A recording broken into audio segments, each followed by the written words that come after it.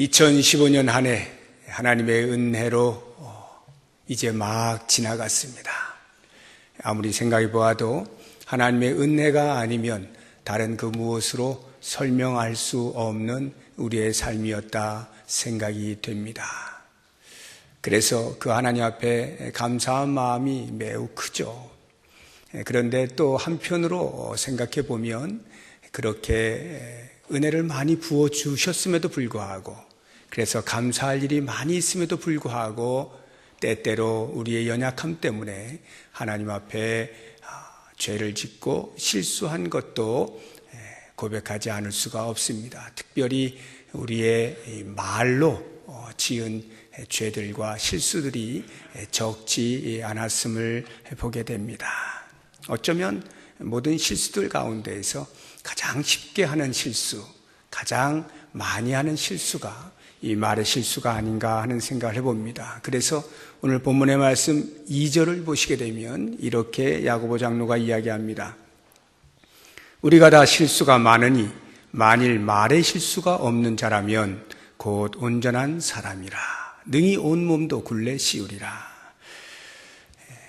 이 말 훈련하기 가장 어려운 영역이라는 뜻이겠죠.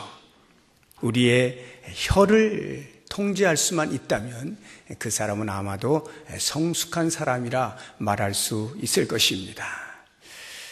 그래서 이 말이 얼마만큼 통제하기 어려운 것인가 라고 하는 것에 대해서 제가 시 하나를 여러분들에게 소개를 해드리려고 합니다. 수녀이면서 시인인 이혜인 씨를 여러분이 잘 아실 겁니다. 그 이혜인 씨가 쓴 희망은 깨어있어 라고 하는 시집에 이런 시가 있습니다. 종이에 손을 베고 라는 제목인데요. 말이 얼마나 무서운지, 그래서 그것에 대해서 실수한 것에 대하여 나도 모르는 사이에 다른 사람에게 아픔을 준 것에 대하여 반성을 하고 다시는 그러지 말아야지 하는 다짐의 내용이 들어있는 시인데요. 제가 잘 낭독은 못하지만 한번 낭독을 해보도록 하겠습니다. 여러분이 자막을 보시면서 그 내용을 같이 눈으로 보시고 마음으로 같이 들어주시기를 바랍니다. 종이에 손을 베고 이혜인. 눈부시게 아름다운 흰 종이에 손을 베었다. 종이가 나의 손을 살짝 스쳐간 것뿐인데도 피가 나다니, 쓰라리다니. 나는 이제 가벼운 종이도 조심조심 무겁게 다루어야지 다짐해본다.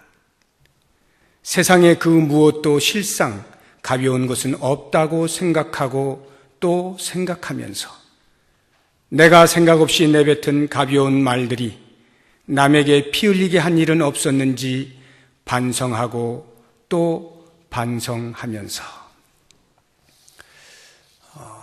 오늘 저는 야고보 장로의 말씀을 통해서 우리의 말에 대해서 같이 한번 묵상을 해보고 2015년도에 우리가 어떠한 말들을 해왔는가를 돌이켜보고 또 2016년도에 어떠한 말들을 해야 할 것인가를 생각해보는 그러한 시간을 가졌으면 좋겠습니다. 오늘 말씀 본문을 보게 되면 3절부터 5절까지의 말씀에서 이 혀가 얼마만큼의 영향을 발휘하는가, 어떠한 영향력을 미치는가라고 하는 부분에 대해서 세 개의 비유를 들고 있는데 그 비유가 점점 강도를 더해가면서 우리에게 들려주고 있습니다. 첫 번째 비유가 3절에 나오죠. 말들의 입에 재갈 물리는 비유가 나옵니다.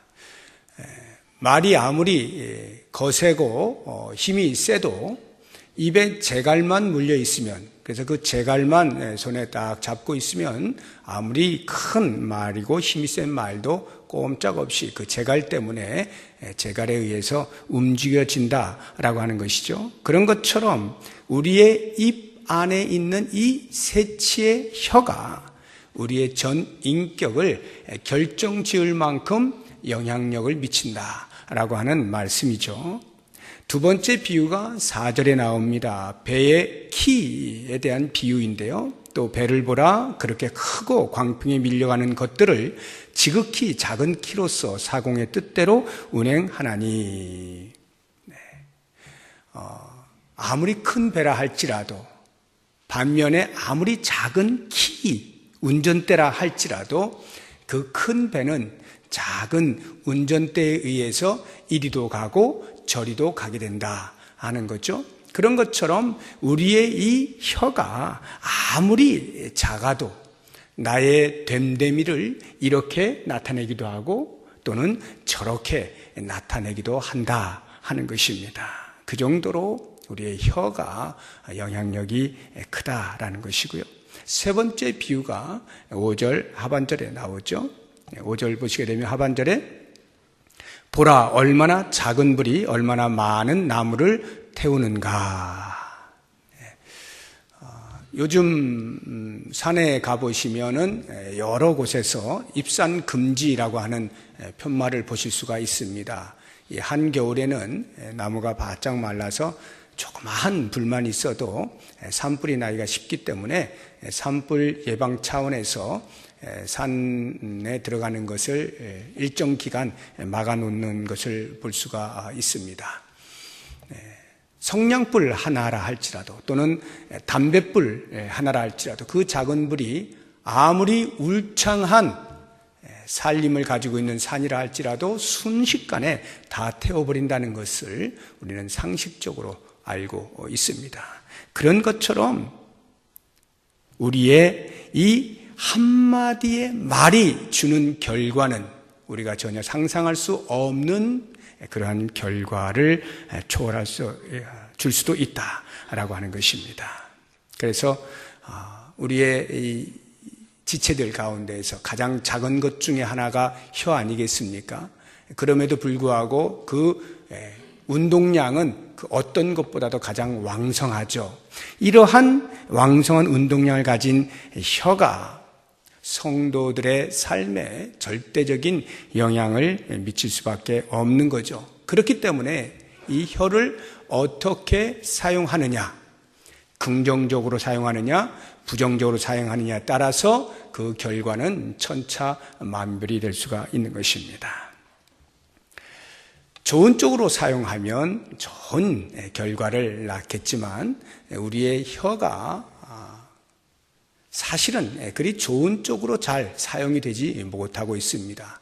아마 이 야고보 장로가 편지를 쓸 때에 그 당시의 신앙 공동체도 공동체 안에서 말로 인하여서 어려움을 겪었던 그런 상황들이 있었던 것 같습니다. 그래서 이 부정적인 언어가 공동체에 미치는 영향이 어떠한지에 대해서 이야기를 해주고 있습니다. 다시 말하면 부정적으로 말하는 것으로 인한 그 말의 파괴력이 어떠함을 6절에서부터 8절까지 우리에게 말씀을 해주고 있습니다.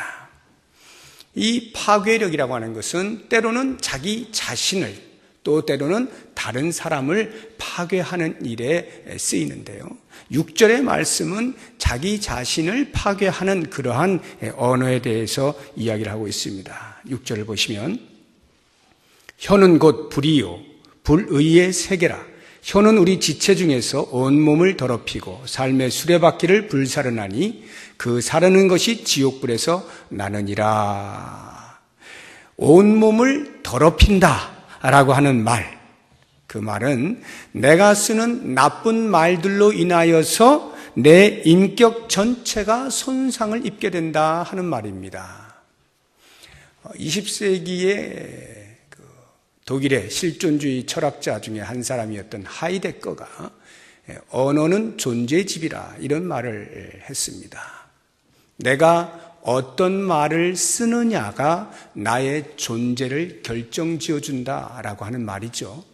그래서 저 사람이 말은 저렇게 해도 사실 그렇게 나쁜 사람은 아니야 라고 하는 이런 말은 보편적 진술이 될 수가 없습니다.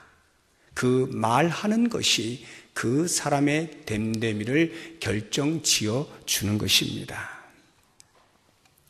그 두 번째, 6절에 삶의 수레바퀴를 불사른다 라고 하는 이 표현은 한 번, 두 번 인격의 손상을 입다 보면 어느덧 자기도 모르는 사이에 인생 전체가 파괴되어진다 라고 하는 말이고요. 그 뒤에 나오는 사르는 것이 지옥불에서 나느니라 라고 하는 이 말은 결국 잘못 사용된 이 혀로 인하여서 인생이 돌이킬 수 없는 자리에까지 이르게 된다라고 하는 말입니다. 성경 다른 그 번역본을 보게 되면요, 그 6절 뒷부분 그 사르는 것이 지옥불에서 나느니라라고 하는 것을 혀 자체가 지옥불에 타버린다 이런 식으로 번역을 해놓았어요. 아주 직설적으로 강하게 표현을 한 것이죠. 그러니까 말이라고 하는 것은 자기 자신을 철저하게 파멸의 길로 이끄는 파괴력이 있다는 것을 강조하는 것이 6절의 말씀입니다. 그렇다고 한다면 우리의 일상의 삶에서 과연 나 자신을 파괴하는 힘을 갖는 말들은 어떤 것들이 있을까 한번 생각해 보았으면 좋겠습니다. 제가 대표되어지는 것 몇 가지 정도만 말씀을 드려보면, 가장 먼저 거짓말을 들 수가 있겠습니다. 거짓말은 자기 자신을 죽이는 독입니다. 물론 처음부터 자신이 죽을 만큼의 그런 어마어마한 거짓말을 하는 경우는 별로 없습니다. 처음엔 다 조그맣게 시작을 하죠. 그런데 그 시작할 때에는 가슴이 두근두근거립니다. 안 하던 거 하려니까 가슴이 두근두근거리고 양심이 찔리기도 하고 하는데요. 한 번, 두 번 하다 보니까 이게 안 걸린단 말이에요. 그러니까 점점 재미가 드는 거예요. 그래서 그 거짓말 하는 것이 즐거워지기 시작하는 겁니다. 그리고는 점점 더 다른 사람이 나의 거짓말에 속아 넘어가는 것에 쾌락을 느끼기 시작합니다. 그리고는 더 큰 거짓말로 나아가게 되는 것입니다. 그러면서 과연 내 거짓말이 어디까지 먹히는가 보자 하고 시험해보고 도전을 해보기까지 하는 것입니다. 그러다가 결국에는 자기도 모르는 사이에 이 양심이라는 것이 거짓말에 의해서 화인 맞게 되어집니다. 무뎌지는 거예요. 그러면서 서서히 죽어가는 거죠. 거짓말이 이렇게 자기를 파괴하는 무서운 힘을 갖고 있다라고 하는 것입니다. 자신을 파괴하는 말들 가운데에는 후회하는 말들이나 염려하는 말들도 가능합니다. 후회한다는 것은 과거에 일어난 일들에 대해서 하는 말이 후회죠. 염려한다는 것은 아직 일어나지 않은 미래 일에 대하여서 하는 말입니다. 후회하는 것도 무섭지만 염려하는 말은 더 무섭습니다. 아직 일어나지도 않았는데 일부러 당겨서, 일부러 사서 염려를 하는 것입니다. 그런 염려를 잘 하는 분이 계셔요. 다른 사람을 이야기하면 또 다른 사람에 대해서 흠을 보는 것이 될 수도 있으니까 좀 죄송하긴 하지만 제 어머니 이야기를 좀 해보면, 제 어머님이 당겨서 염려를 참 잘하셔요. 아직 일어나지도 않은 일들에 대해서 미리미리 염려를 하시는 겁니다. 제가 그것을 들을 때마다 어머니 안 그러셔도 돼요. 안 그러셔도 돼요. 아직 일어나지도 않은 일을 왜 먼저 염려하시고 그러세요? 이렇게 말씀을 드리면 어머니 뭐라고 저에게 이야기를 하시냐면, 그게 만약 일어날 때, 내가 염려한 일이 실제로 일어날 때 덜 충격받으려고 그런다, 이렇게 말씀하시더라고요. 실제로 일어나게 되면 얼마나 큰 충격을 받겠어요? 그것을 좀 완화시키기 위해서 미리 염려해 두고 있는 거예요. 야, 이거 일어나면 안 되는데, 이거 일어나면 어떡하지 하다가 일어나면 충격 완화가 된다 이 말이죠.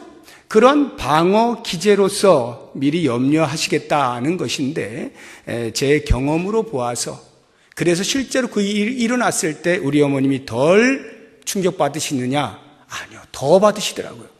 진짜 일어났네 이러면서, 아니 이게 진짜 일어났어? 하면서 더 충격을 받으시더라고요. 그러니까 염려하는 것은 일어난 일에 대하여 충격을 완화해 주는 것이 아니라 더 낙담되게 만들 뿐이다 라고 하는 것입니다. 그렇게 낙담이 반복되면 어떻게 되겠어요? 삶에 의욕이 없어지죠. 의미를 찾을 수가 없게 되면서 병적으로 가자면 우울증에 걸릴 수 있는 것이고요. 그래서 결국에는 자기 자신을 죽이는 데까지 가는 파괴력을 가지고 있는 것이 이 염려하는 말들입니다. 또 다른 하나가 있다라고 하면 불평하는 것이나 원망하는 말들이 자기 자신을 파괴하는 힘을 가지고 있습니다. 이 불평과 원망의 말은요, 자기 자신에게 일어난 일들, 그것이 불행한 일이라면 더욱더 그렇겠죠. 그 불행한 일, 불행한 사건에 대한 원인을, 책임을 다른 사람에게나 아니면 환경에 전가하는 특징을 가지고 있습니다. 그래서 나 아니야, 나 때문이 아니야, 자기의 책임을 면제하고 싶은 사람은 그럴수록 더욱더 불평과 원망의 소리를 크게 내는 것을 볼 수가 있습니다. 그것이 가정 안에서가 됐든지 교회 안에서가 됐든지 어떠한 공동체 안에서도 불평의 말을 크게 하는 사람을 보십시오. 그 사람은 전부 내가 아닌 너 때문이라고 말하고 있는 것을 보게 됩니다. 동일한 현상이 나타나는 거죠.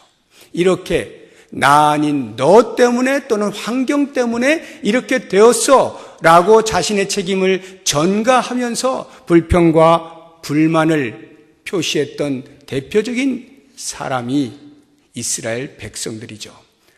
출애굽해서 광야의 삶을 살 때에 그들이 조금만 어려우면 하나님을 향하여서, 모세를 향하여서 불평하고 원망을 쏟아냅니다. 하나님 앞에 우리를 구원해 주신, 홍해를 건너게 하셨고 애굽의 손에서 우리를 건져내신 그 하나님을 신실하게 믿는, 믿음을 붙잡지 못한 자신의 책임에 대하여 생각하지 못하고 왜 우리를 여기에 이끌어내었느냐고 구원해 주신 그 하나님에 대하여 원망을 하고 자신들을 이끌어낸 모세를 향하여 불평을 쏟아내는, 책임을 전가하는 그들의 삶. 여러분, 그들의 결국이 어떠했습니까? 여호수아와 갈렙을 제외한 모든 1세대, 20세 이상의 모든 1세대가 광야에서 마치 지옥불에서 불살라지는 것처럼 그렇게 광야에서 다 사라져버리지 않습니까? 불평과 원망의 말들은 자기 자신을 죽이는 데까지 파괴하는 힘을 가지고 있다라고 하는 것입니다. 그러므로 여러분, 혹시라도 우리가 2015년을 돌아보면서 우리의 삶에서 거짓말한 것들은 없는가 한번 생각해 보시고, 후회나 염려의 말들로 가득하진 않았는가, 또는 우리의 입술로 하나님을 신뢰하는 것 대신에 불평과 원망을 쏟아내진 않았는가 생각해 보시면서, 혹시 그런 것들이 기억나시면 이 시간에 다 던져버리시기 바랍니다. 다 던져버리시고 이제 2016년도에는 좀 정직하게, 하나님 앞에 정직하게 살아보자 작정하시고, 우울하고 염려되고 근심과 걱정되어지는 그러한 말들이 아니라 좀 진취적이고 주 안에서 믿음의 말들을 해나가는 그러한 한 해, 무엇보다도 모든 불평과 원망들을 벗어버리고 위를 향하여서 감사의 말을 쏟아낼 수 있는 그런 2016년도가 될 수 있기를 바랍니다. 8절을 보시게 되면 그 말이라는 것이 다른 사람을 파괴하는 그런 또 파괴력을 가지고 있는 것을 보게 됩니다. 8절을 보세요. 혀는 능히 길들일 사람이 없나니 쉬지 아니하는 악이요 죽이는 독이 가득한 것이라. 여러분, 우리가 누군가에 대해서 생각을 합니다. 저 사람 왜 저래, 왜 저럴까, 왜 저럴까 이렇게 생각을 하면요, 그것은 아직 말로 밖으로 나가지 않았기 때문에 그 사람에게 어떤 영향력을 그리 미치지 않습니다. 물론 자기 자신은 중심을 아시는 하나님 앞에 책망을 받을 거예요. 그것에 대하여서 어떠한 대가를 받겠죠. 그러나 적어도 말로 나가지 아니한 생각은 자기 자신에게 머물러 있는 것이니까 벌을 받아도 자기만 받아요. 그런데 이걸 말하기 시작하면 그 말이 그 사람에게 들어간단 말이죠. 그러면서 그 말로 인하여 다른 사람을 파괴하는 그런 일이 일어나게 되는 것입니다. 과연 어떤 말들이 다른 사람들을 파괴하는가? 또 몇 가지 우리가 한번 생각을 해본다고 하면 우선 험담하는 거, 다른 사람의 말하기를 좋아하는 거, 그런 것인데요. 우리 한번 말씀을 찾아서 같이 보겠습니다. 잠언 20장 19절 말씀입니다. 같이 읽어봅니다. 두루다니며 한담하는 자는 남의 비밀을 누설하나니 입술을 벌린 자를 사귀지 말지니라. 두루다니면서 입방아를 찢는다 이렇게 말하죠. 입방아를 찢는 것입니다. 다른 사람에 대해서 이렇다 저렇다, 여기 가서 이 사람 말, 저기 가서 저 사람 말, 돌아다니면서 계속 다른 사람 말하기를 좋아하는 이러한 일들이 있어요. 이것은 아주 안 좋은 것입니다. 얼마만큼 안 좋으냐면 예수님께서 산상수훈에 이렇게 말씀하셔요. 형제에 대하여 미련한 놈이라고 말하는 자는 지옥불에 들어가게 될 것이다. 이게 무슨 말이겠어요? 다른 사람에 대해서 좋지 않은 말을 할 때는 그것이 마치 살인을 저지른 자에게 주는 형벌처럼 대해주겠다, 이런 말 아니겠습니까? 그런 수준으로 취급을 하겠다라고 하는 것이죠. 다른 사람의 말을 많이 하는 사람의 특징을 보면 그 말하는 동안에 적어도 나는 그 안에 들어가 있지 않아 라고 하는 것을 입증하고자 하는 잠재된 욕구가 있는 거예요. 그래서 이 사람이 이렇고 저 사람 저렇고 막 말할 때 적어도 나는 아니야, 알지 너? 라고 하는 이런 마음이 있는 거예요. 그런 사람하고는 사귀지 말래잖아요. 왜요? 그랬어? 이렇게 맞장구 쳤는데 그 다음날 또 자기 이야기 막 하는 거예요. 저희 가서. 이런 일들이 벌어지기 때문에 아예 사귀지를 말라는 거죠. 이 말의 의미는 그렇게 다른 사람의 말을 하지 마시오라고 하는 말도 되고, 그런 말 하는 사람이 있거든 같이 이야기를 나누지 않으면 이 사람이 점점 잠잠해질 수밖에 없게 된다 이 말이죠. 그렇게 해서 공동체를 잘 세워나가라 하는 이런 말이 되겠습니다. 다른 사람을 파괴하는 말들 가운데 다툼이나 분노의 말도 빼놓을 수가 없습니다. 내가 옳다라고 하는 것을 굽히지 않고 주장하면서 내 감정에 충실할 때 나타나는 것이 다툼이에요. 그리고 그 의의를 끝까지 입증해내기 위해서 쏟아내는 것이 분노입니다. 이러한 것들에 대해서 솔로몬은 우리에게 어떻게 교훈하고 있는지 잠언 15장 1절 말씀 같이 보겠습니다. 시작. 유순한 대답은 분노를 쉬게 하여도 과격한 말은 노를 격동하느니라. 내가 다툼의 말을 하고 분노의 말을 하면 듣고 있는 사람도 가만히 있지 않는 거죠. 또 다툼의 말을 하고 분노의 말을 합니다. 그러면 점점 거세지게 되면서 결국에는 파멸로 이끌게 된다라고 하는 것입니다. 이제 가장 안 좋은 다른 사람을 파괴하는 말이 있는데 그것은 악독의 말입니다. 이 악독의 말이라고 하는 것은 처음부터 의도하고 다른 사람을 해할 목적으로 하는 말을 이 악독이라 이렇게 표현할 수가 있습니다. 그러니까 혀끝에다가 독을 발라놓고 독침을 쏘듯이 그 사람의 영혼을 파괴해 버리는 것입니다. 굉장히 무서운 거죠. 이런 사람들에 대해서 베드로 사도가 우리에게 이렇게 권면을 하고 있습니다. 베드로 전서 3장 10절 같이 봅니다. 시작. 그러므로 생명을 사랑하고 좋은 날 보기를 원하는 자는 혀를 금하여 악한 말을 그치며 그 입술로 거짓을 말하지 말고.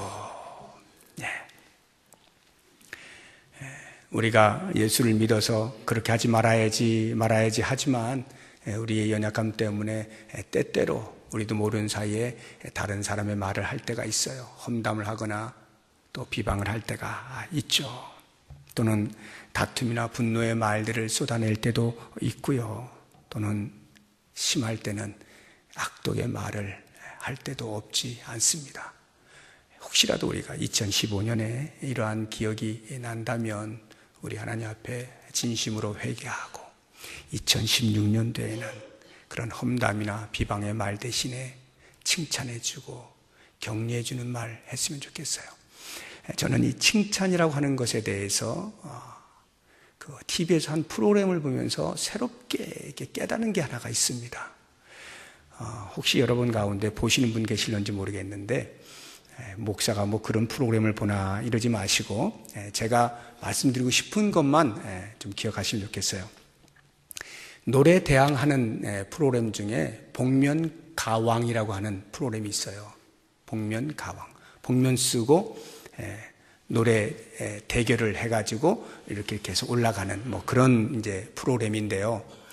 제가 말씀드리려고 하는 게 뭐냐 하면 그 복면가왕이 되기 위해서 이제 경쟁을 하는 것인데요. 사회가 경쟁 체제 아닙니까? 똑같아요. 그렇게 경쟁을 하는 거예요. 평가단이 있고 이걸 누르는 이제 사람들이 있습니다. 그래서 표를 많이 받은 사람이 계속 올라가는 거예요. 토너먼트식으로 이렇게 올라가는 거예요. 제가 그걸 보면서 땅을 빡 치면서 깨달은 게 있어요.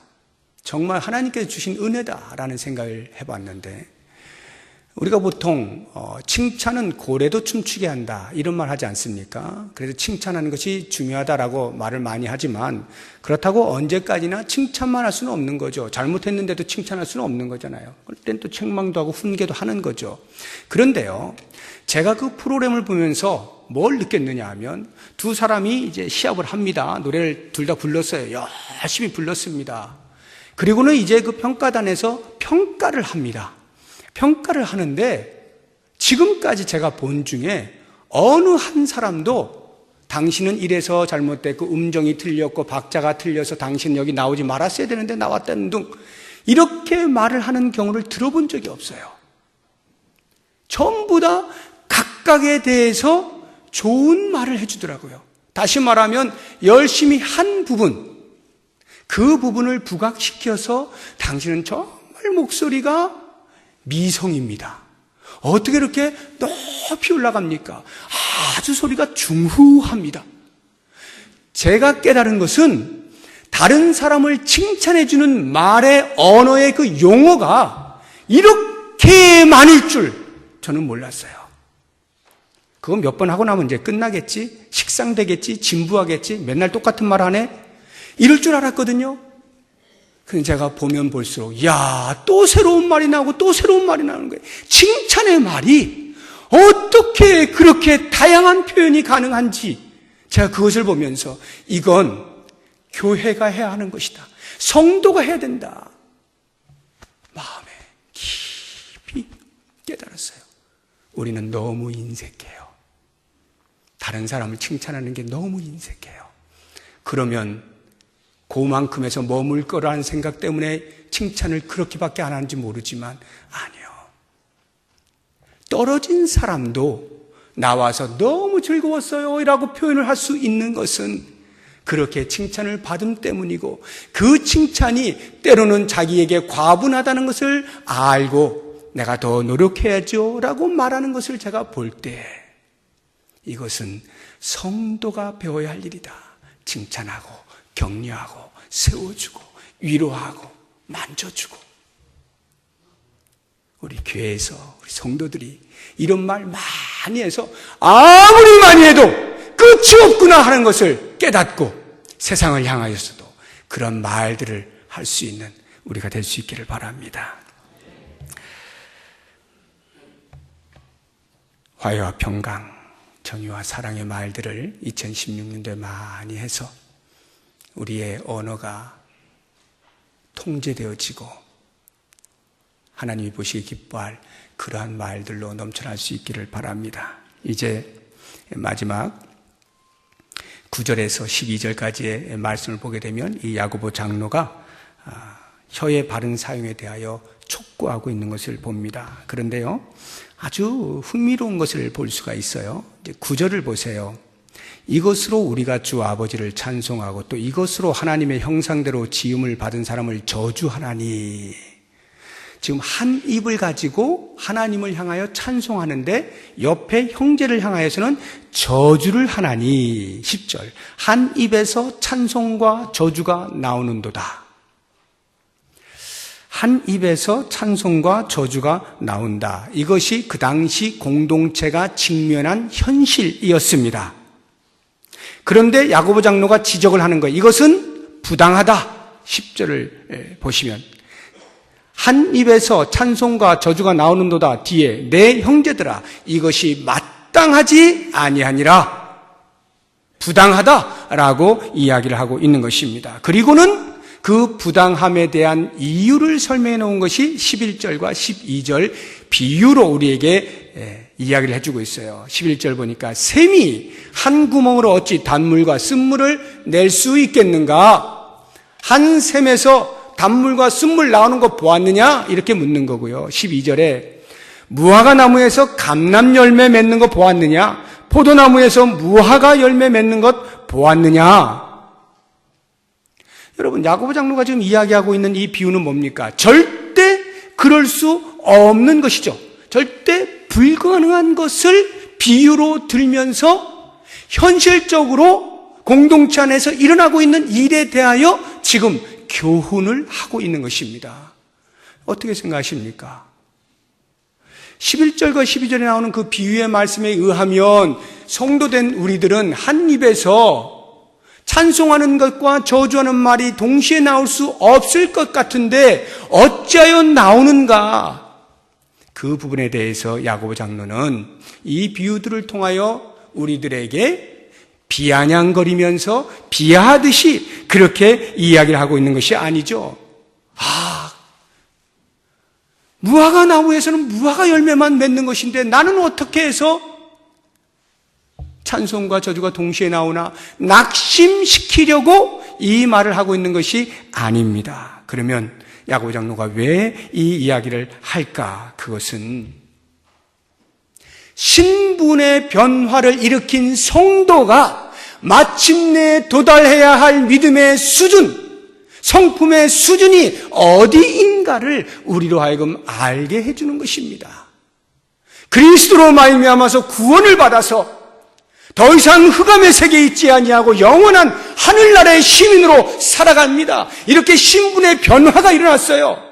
사탄의 노예로 있던 자가 하나님의 자녀로 삽니다. 신분의 변화가 일어났어요. 그런데 그 신분의 변화만큼이나 동시에 우리의 삶이 성숙해지지 못하고 때로는 한 입으로 위로는 하나님을 찬송한다 하면서 옆으로는 형제에게 저주하는 일들이 있으니 우리의 가야 할 길은 한 입에서 한 말 하는 거기까지다 라고 하는 것을 우리로 알게 해주는 것입니다.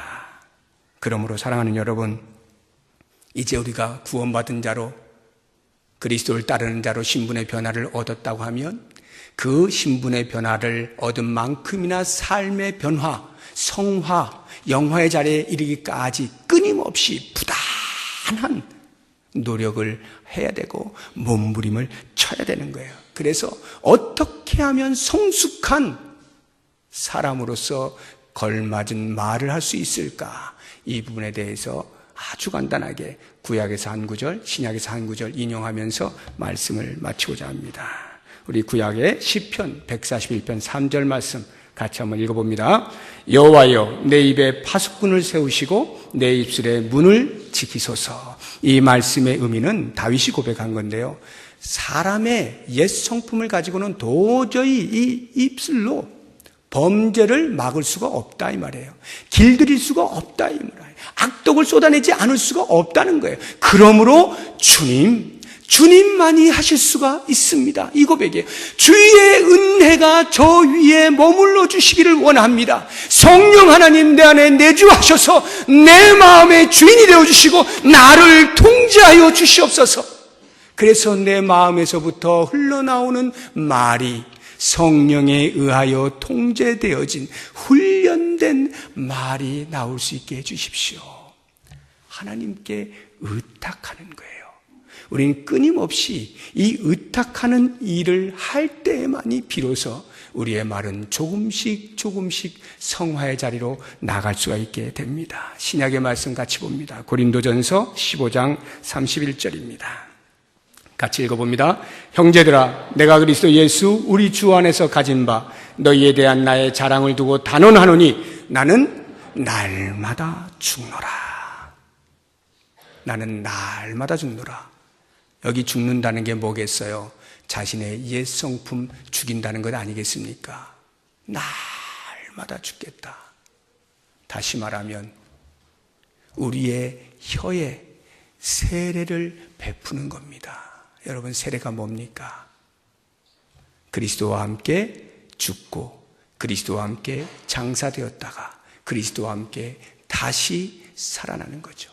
옛사람은 죽고 새 사람이 살아나는 이 세례, 우리의 혀에 세례를 베풀어야 한다 이 말이에요. 날마다 우리의 옛 성품으로 말미암아 튀어나오는 말들을 죽이는 겁니다. 끊임없이 죽여나가는 거예요. 그랬을 때 우리의 말이 드디어 순화가 일어나게 되고 정화가 일어나게 되고 성화가 일어나게 되는 것입니다. 사랑하는 여러분, 결론의 말씀을 드립니다. 2016년 한 해에는 오늘 이 야고보 장로가 이야기하고 있는 공동체를 향한 말, 위로 하나님을 향하여는 찬송을 하고 옆으로 하나님의 형상대로 지음받은 형제들에 대하여는 저주를 하고 있는 이 입이 변화하여서 위로 하나님을 찬송하고 감사하고 옆으로 하나님의 형상대로 지음받은 우리의 형제 자매들에 대하여서 저주가 아닌 축복의 말, 평안의 말을 빌 수 있길 바랍니다. 그래서 저는 오늘 이 마지막 말씀을 같이 읽고 그 말씀 우리가 우리 옆에 있는 사람과 같이 한번 나눠보길 원하는데요. 시편 122편 8절 말씀입니다. 같이 읽어봅니다. 내가 내 형제와 친구를 위하여 이제 말하리니 내 가운데에 평안이 있을지어다. 아멘. 여러분, 우리가 위로 하나님을 찬송하는 거에는 그렇게 어렵지 않죠. 적어도 어느 정도 신앙을 가지셨으면 위를 바라보고 하나님을 찬송하는 것은 그리 어렵지 않아요. 그런데 우리의 옆을 바라보고 평안을 비는 것은 그리 쉽지가 않습니다. 이 다윗의 고백을 오늘 이 시간 내 옆에 앉아있는 분에게 한번 같이 빌어볼 수 있길 바랍니다. 우리 옆에 있는 분 보시고 주님의 평안을 빕니다. 마음을 다해서 한번 빌어주시기 바랍니다. 주님의 평안을 빕니다. 예, 이 평안을 2016년 한 해 계속해서 우리 입술에 떠나지 아니하고 참으로 아름답고 건강한 공동체 만들어갈 수 있기를 주의 이름으로 축복합니다. 기도하겠습니다. 하나님 아버지, 이렇게 살고 싶습니다. 잘 되지 않습니다. 힘듭니다. 고통스럽습니다. 내 마음에 있는 대로 말하고 싶습니다. 그러나 주님, 내 안에 내가 있는 것 아니요 성령께서 계시니 성령이 주인 되어 주셔서 성령께서 원하시는 말을 할 수 있도록 도우시옵소서. 은혜를 베푸시옵소서. 주를 바라보고 찬송하는 것처럼 옆을 바라보고 형제자매들에게 평안을 빌 수 있는 우리가 되게 하여 주옵소서. 그리하여 참으로 아름다운 공동체, 건강한 공동체, 행복한 공동체, 하나님 나라의 맛을 보는 공동체 되게 하여 주시옵소서. 예수님의 이름으로 기도드립니다. 아멘.